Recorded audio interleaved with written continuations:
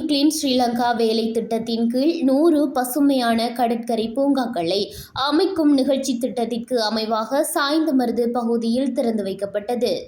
1 million செலவில் நிர்மாணிக்கப்பட்ட கடற்கரை பூங்காவினை அம்பாறை மாவட்ட பாராளுமன்ற உறுப்பினரும் கரையோர பிரதேச ஒருங்கிணைப்பு குழு தலைவருமான அபுபக்கர் ஆதாம் பாவா திறந்து வைத்தார்.